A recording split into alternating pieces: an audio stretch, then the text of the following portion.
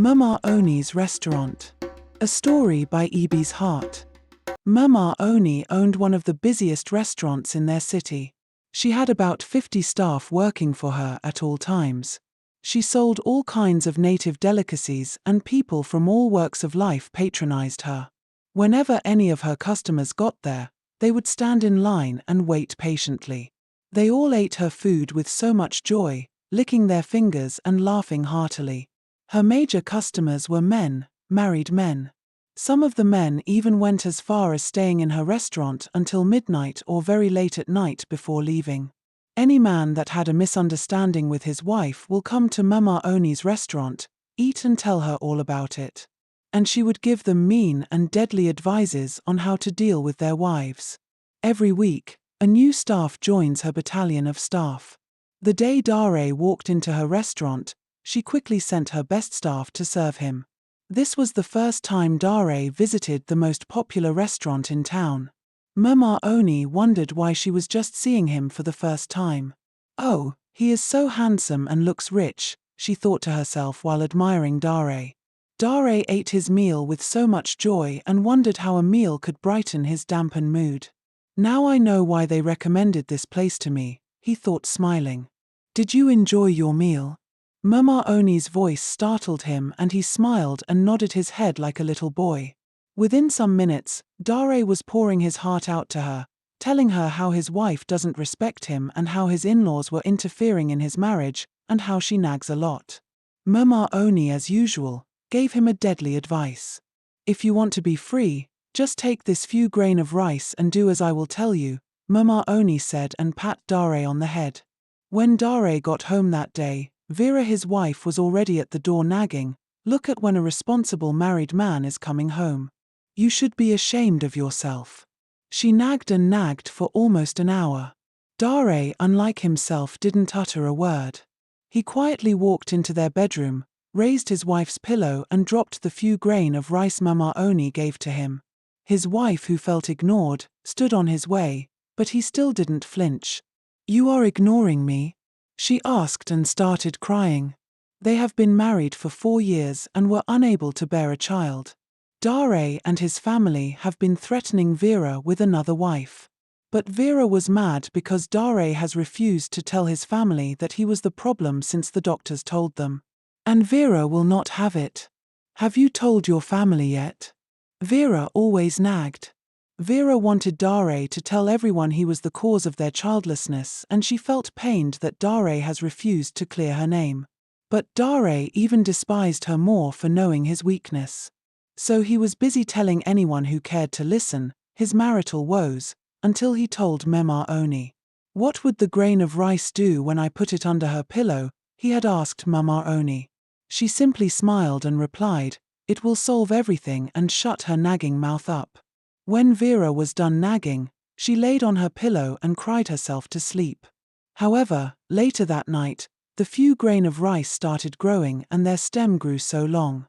Vera, who started sleeping alone since the diagnosis, opened her eyes and saw long grasses on her face. She tried to scream, but the grasses filled her mouth and suffocated her to death. The next morning, Dare wanted to leave for work. He entered their bedroom to take a fresh t-shirt and screamed. He saw his wife covered in grass, dead. He didn't know when he ran outside, still dressed in his nightwears, straight to Mama Oni. "What have you done to my wife? She is dead. What did you do?" He was ranting and asking questions and was wondering why all her staff were behaving like they were not hearing him. Even his customers were also looking like they were not seeing him. It seemed like the only person seeing him was Mama Oni. "I will call the police," he said, and turned to leave. But what he saw when he turned made his heart sink.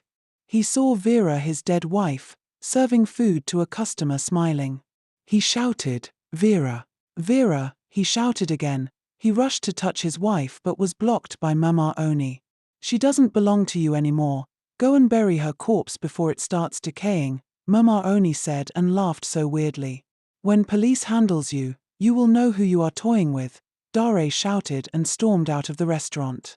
He drove straight to the police station, and being a bank manager, he knew the divisional police officer, Po.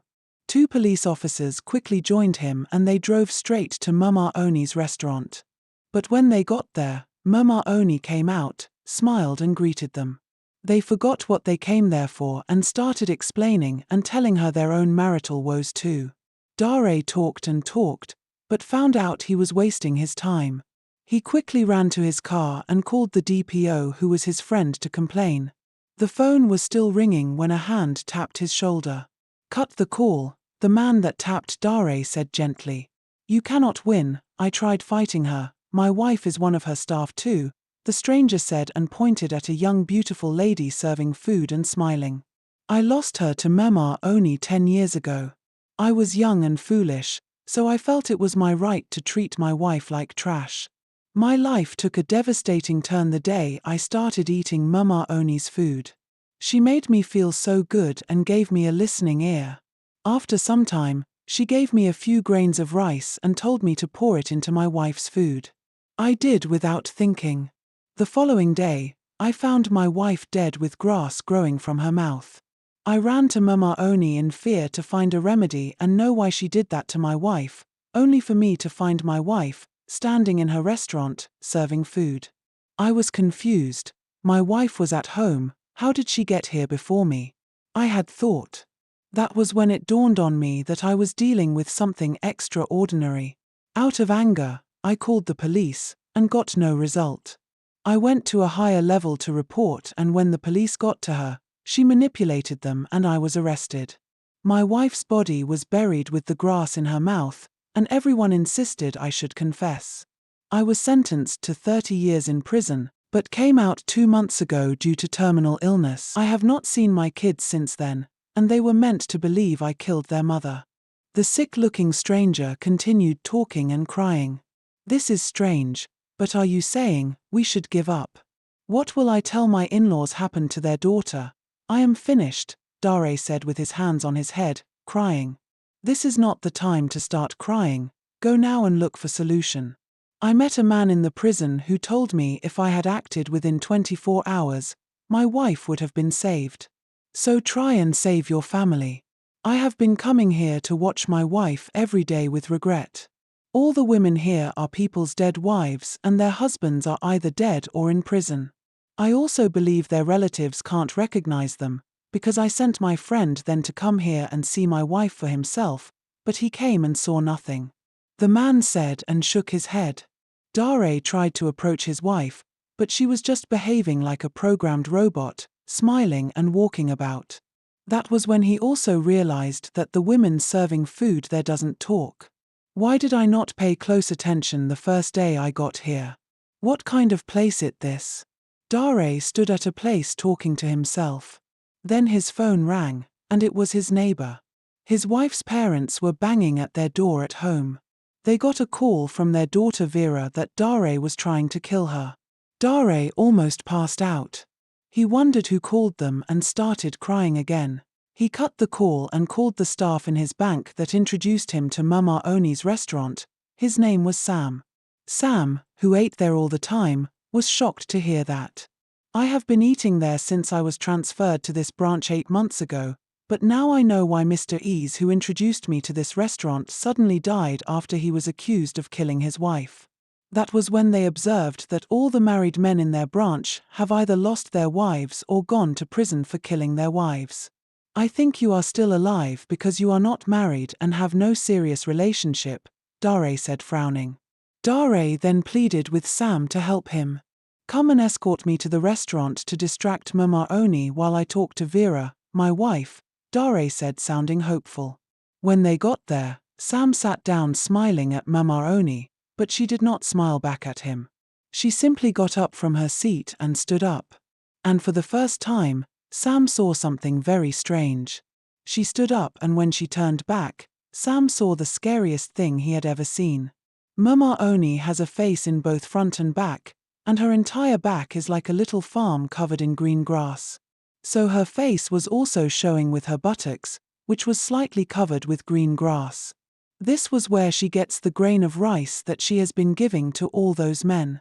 He started sweating and wanted to stand up, but Mama Oni, who was suddenly beside him, whispered in his ear saying, How dare you want to join issues with me? How dare you? Do you know who I am? Sam peed on himself. He stood up and tried to run away, but felt something moving inside his trouser. He touched it and it was a long stem growing inside his trouser. He screamed and ran towards the road.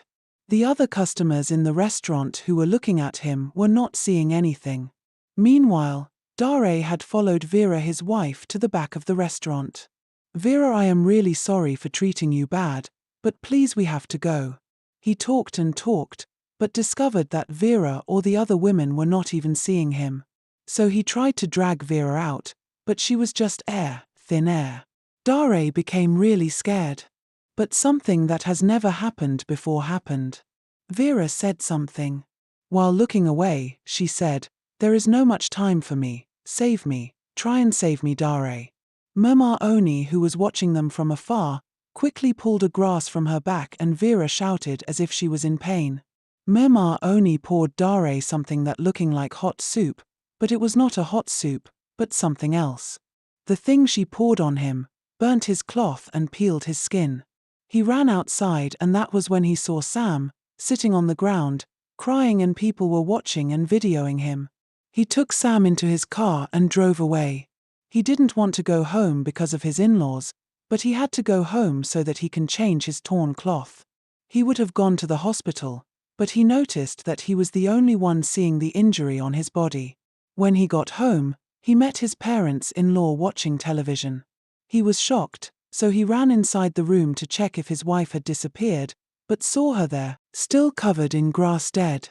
He was still wondering who called Vera's parents to come, because it was obviously not Vera. Then he heard Vera's parents calling him and asking about their daughter. That was when Dare realized they were not seeing Vera. He cried even more because he was tired. He had wanted to tell them what was going on. But how will they believe him if they cannot even see Vera? He thought and started crying again. He then remembered he left Sam, who was suddenly quiet when he was driving home in the car. He ran outside and brought him out. Sam was just moping and was looking lost like all the women at Mama Oni's restaurant. He took him inside and introduced him as colleagues to his in-laws. After thinking of what to do since time was running out for his wife, he dressed up and decided to take his in-laws to Mama Oni's restaurant to eat since they were hungry. He wanted to know if they can see Vera when they get to Mama Oni's. But where did you say Vera went to since morning and her number is not going through? Vera's father asked again, and why would she call us in panic that way? I wonder why she would call you and say that because she went to the market. She said she wanted to make her hair, so she might come home late. Dare answered them, faking a smile. When they got to the restaurant, Vera came out to serve their meal, but only Dare could recognize her. Her parents saw a different face. Dare became mad. So he started shouting and creating a scene. Other men who were there eating felt he was constituting nuisance. But with all the noise he made, and his parents-in-law holding him and trying to know what happened, he noticed that Mama Oni refused to come out. This was unlike her, Dare thought.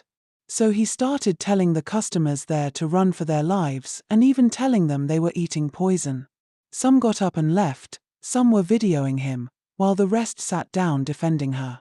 When Mama Oni saw some men leaving, she angrily came out and rushed Dare. "Leave here and never return." Immediately she said that, she heard, "Mama Emeka," and froze. "Mama Emeka, the mad woman?" Mama Vera screamed and started crying. "Dare, how did you find this place? How can anyone eat from this woman?" Mama Vera continued shouting. It turned out Mama Oni was a popular food seller in Mama Vera's village who died some years ago.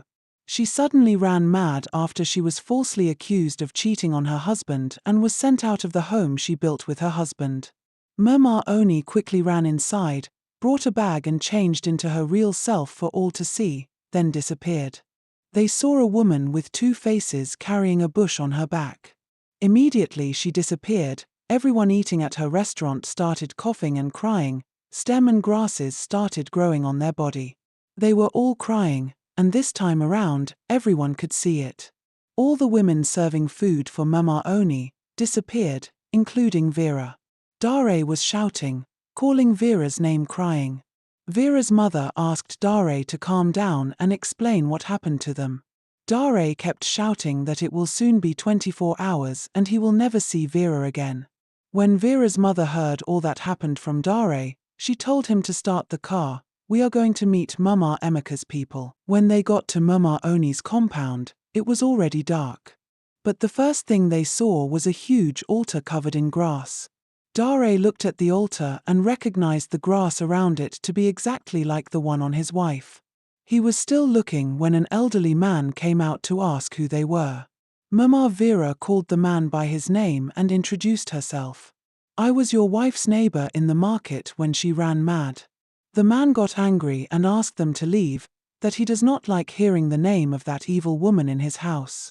He called his grandchildren living with him to come and throw them out. But Mama Vera knelt down on the ground crying. I won't be here by this time of the day all the way from Bemi City for nothing. Something serious is happening and it involves your wife, Mama Vera said crying. My wife died almost 20 years ago, why would something that is happening now concern her? The elderly man said angrily. I saw Mama Emeka today, selling food in Bemi City. I wouldn't believe it if somebody else should tell me too, but it is true. She vanished before my eyes. Everyone saw it. She has been selling food there for years now. Killing and destroying lives. My daughter's life is hanging in the balance now if you do not help us, Mama Vera said crying while Dare and Papa Vera also joined in shedding tears. The elderly man was moved. So he agreed to listen to them. He pointed at the bushy shrine saying, my wife did not run mad and die because she cheated on me, but she ran mad because she started worshipping whatever that is in that altar. She came home one day and told me her encounter with a man who gave some grain of rice to plant within the compound for protection. I told her no, that I do not support that kind of practice, but she insisted and said she has been having bad dreams and may lose one of us as she had seen in her dream, if she doesn't plant the rice. It was during that period that I traveled to Ghana for business. I came back when I heard that she suddenly started saying that her body was covered with grass which no one was seeing and ran mad. People came up with the rumor of her cheating and we didn't try to defend her, because we felt people might run away from us if they learned she was worshipping something that made her mad. I hated her for doing that to us. Leaving my children motherless. My children left the altar she had prepared the way it was to remember her by it. And we are also scared that removing the altar might make us see strange things like she did. So we left it. Your wife may have been operating through that altar. She has the same grass like the one on the altar on her back. I saw it with my eyes, Dare shouted. She also did something to my wife, Dare said, and angrily ran towards the altar and started breaking the altar and uprooting the grass. The man and his grandchildren refused to get involved. They were somehow relieved that the altar was gone. Immediately Dare finished clearing the grass, his phone rang and it was Sam. Hello sir, I am here with your wife, she is fine now, Sam said happily over the phone. Vera's parents were so happy. So they thanked the man and left. But as they were leaving, Mama Oni was standing on that altar angrily looking at them. She has become powerless and crying that she cannot protect her family again. She felt she was protecting her family all these years. Dare got home and called his parent and told them he was the reason they were still childless. He also told his in-laws. Vera was happy he had finally listened to her. Dare promised to be a better man to Vera from that day. But 1 week later, Vera was applying lotion on her body after bathing when Dare saw small grass growing on her back. He was so scared, but noticed that Vera was not seeing it. He was the only one who could see it, so he decided to keep quiet about it and just observe. Telling everyone your marital problems doesn't make it any better or solve it. Instead, look inwards to know why he or she nags all the time and take corrections. Lastly, do you know what you eat when you eat outside your house?